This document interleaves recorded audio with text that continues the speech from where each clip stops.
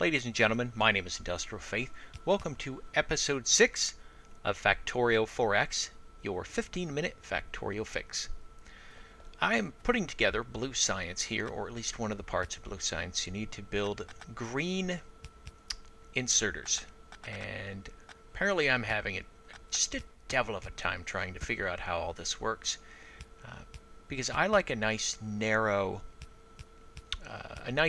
build for these sorts of things, and it doesn't always work that way. I find the narrow build is better than a wide build for this, because you can just use underground belts, and realistically you don't need a whole lot of throughput on this unless you're going really, really big, in which case this is very impractical. But if it's a small build like I'm trying to do, then this is the way to do it. And what it does is it involves running material under the under the assembler to get it to the next assembler. And that's basically what you're doing here. So, and it's a neat little thing that I saw somebody do, and I use it every time because it really works. And it's compact, and again, science takes a lot to manufacture. The only problem is, of course, by this time your blue science is all the way down at the ass end. Now, there's two ways around this. You can build on both sides of the bus, but limits of this island, of course, means I realistically only have one side of the bus to build on. The other side is resources.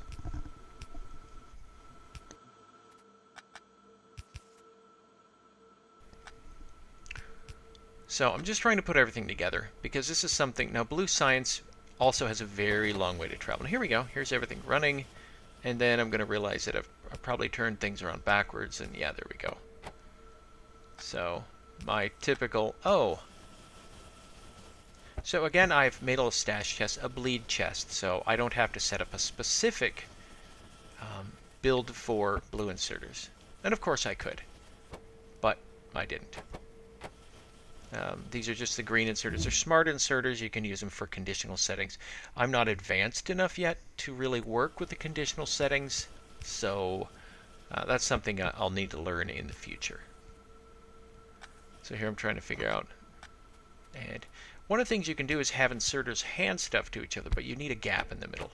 And typically what people used to do is they'd have an inserter put in a box, and then the inserter would then pull out of the box.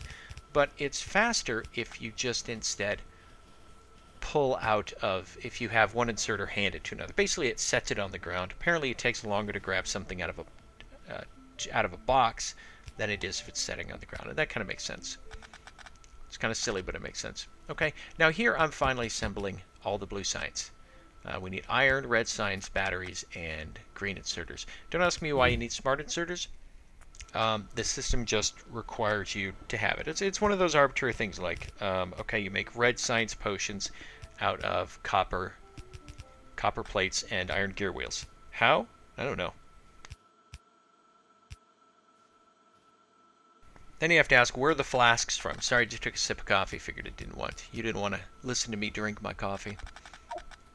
And now my inventory is full. So how do I get around it? I start building electric furnaces. And so my whole thing is I'm just trying to fit everything on two columns here. And again, because science builds so slowly, that in the assemblers, science packs are very slow, that you don't have to really worry about it.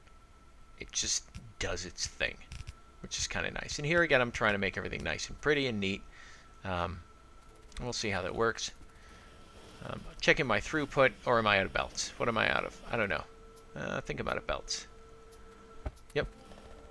We're out of something. Oh, underground or splitters. Yep, there he goes, out of underground belts, which is a terrible thing to be.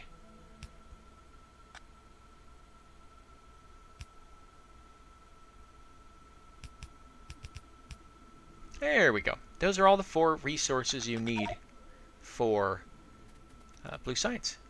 And so now I'm just tidying, instead of actually making the blue science, I'm tidying up my bus. Because why not? There we go. And you put the line, you sort of build those out because you want to make sure that you've got everything connected and all the resources are flowing.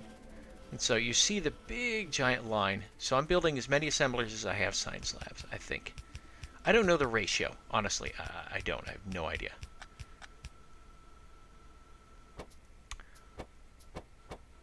And there I'm doing things the hard way and manually, and that's fine. I won't be doing any speedruns for a while, that's for darn sure.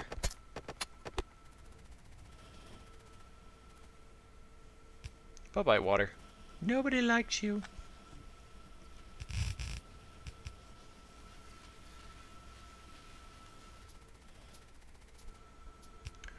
So again, the long inserters, the red ones, because there's 2 rows of stuff to grab. And realistically, I could have also run those using underground belts at the same time. It would have made for a longer build. Maybe I'll do that next time. That could be interesting. And here I'm moving things around because I don't like the layout. I want the long-armed inserters because if I ran it all the way to the end, there's a chance that you could end up having blue science on the red and green belt. And I don't want that. Nobody wants that. So you can see a throughput's absolutely demolished. I have very little copper. The green circuits, there's just no green circuits. So, and this is what always happens when you introduce a new manufacturing into your system. Whatever it uses is just going to be destroyed until you saturate the system with whatever it is you're trying to build. And here I am building through trees, and I put it all the way back here because I wanted the chance to expand some of the lines if I wanted to. There we go. See all that blue science? There's the first batch of blue science coming down. I'm going to sit down here and make sure all of them gets through so there's no disruption anywhere. I'm going to look and go, hey, look at this. And then I realize, oh, there's not enough. There we go. Now, it won't actually put blue science into the labs until I request a recipe, for lack of a better word. And here I am working on more copper. And now I've realized I have a problem. How do I get the copper into the system? How do I get it onto the bus? There is no good way to do this at all. So I end up putting it halfway through. But luckily there is already copper. There's already a copper line, so it feeds the green circuits.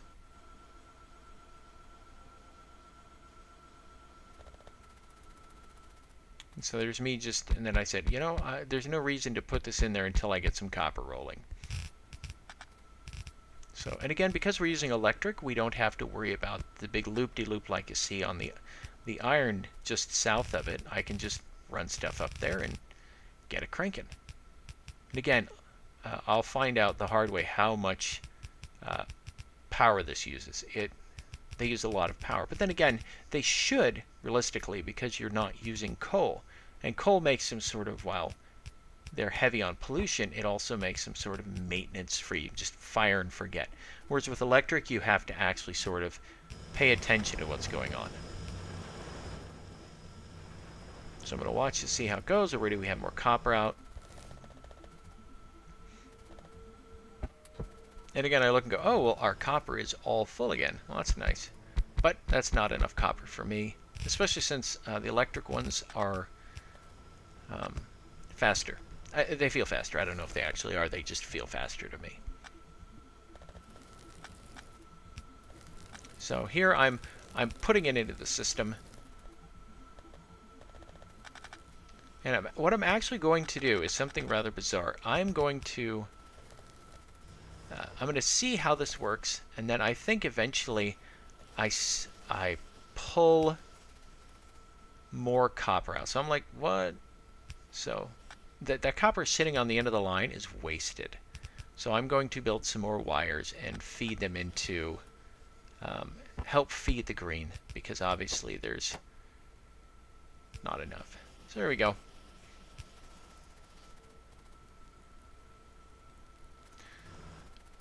And just that one line is pretty much more, it's not enough copper. So I think what I'm going to do is I'm actually separate and push copper up towards the top of the bus. I'm making sort of a weird split bus. And here I'm going to set up, again, the the electric furnaces for the steel, my main, or not steel supply, but my main iron supply. And again, I've got too much stuff in my trunk. Too much junk in a trunk.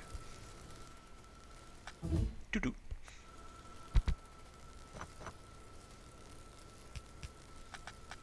So I'm clearing this out completely because otherwise, and I notice, oh, I could have room for one more, but I don't. Eventually, what I'll end up doing is I'm going to tear all this down. And it's going to be silly, but I'm going to do it regardless.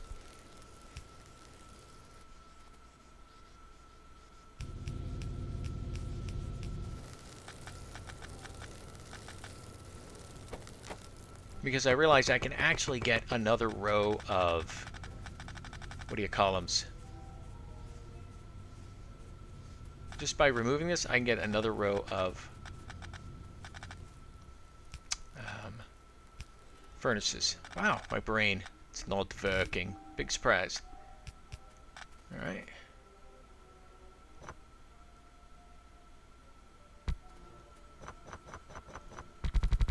There we go. Okay, line everything up so everything looks good, because that's what we want.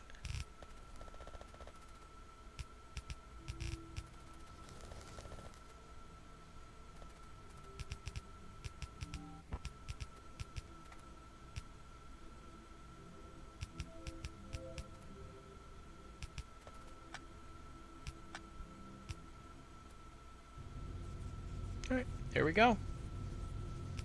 Electric furnaces.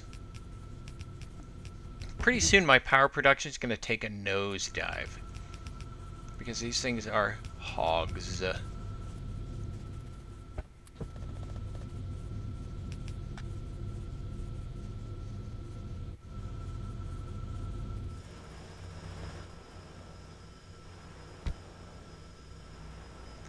again, I don't have enough iron here.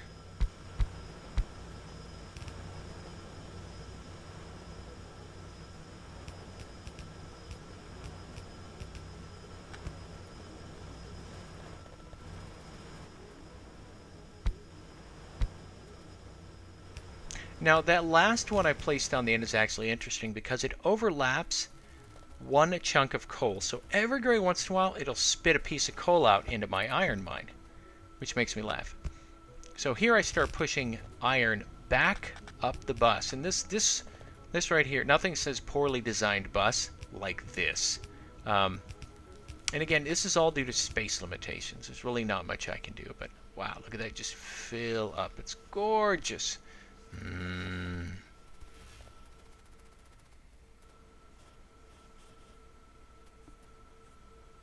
And I'm just looking to make sure I've got what, trying to see, and as you can see, I have nothing there. So I'm like, oh, what's going on? So I have to come down here and check and see what's going on with my petroleum, because something is amiss. So I'm going to put in some more storage tanks. And this is where I start cursing my lack of storage. And there, I didn't have any power in my copper. Go me. Now